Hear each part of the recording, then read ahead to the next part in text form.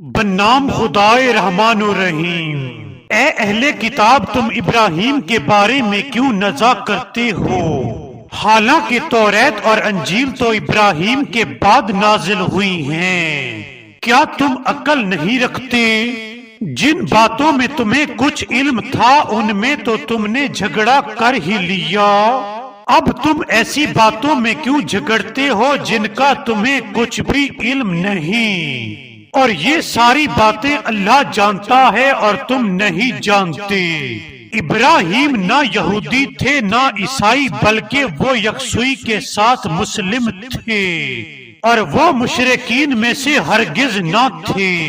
ابراہیم سے نسبت رکھنے کا سب سے زیادہ حق ان لوگوں کو پہنچتا ہے جنہوں نے ان کی پیروی کی، اور اب یہ نبی اور ایمان لانے والے زیادہ حق رکھتے ہیں، اور اللہ ایمان رکھنے والوں کا حامی اور کارساز ہے۔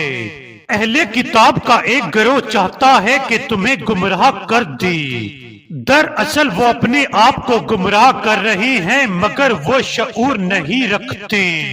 اے اہل کتاب، تم اللہ کی آیات کا کیوں انکار کرتے ہو حالانکہ تم خود ان کا مشاہدہ کر رہے ہو؟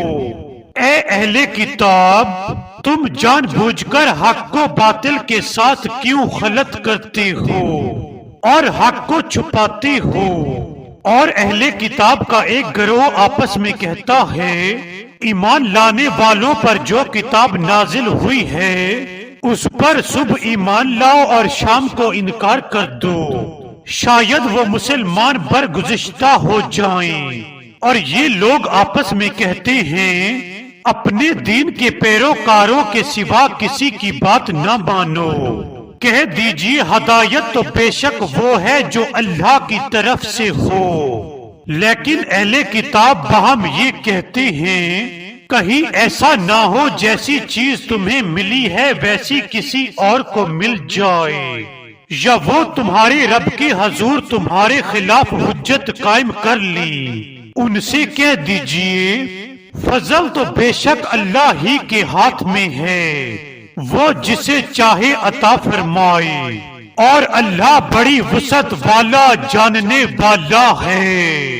اور اللہ بڑی وسعت والا جاننے والا ہے۔ اور اللہ بڑی وسعت والا جاننے والا ہے۔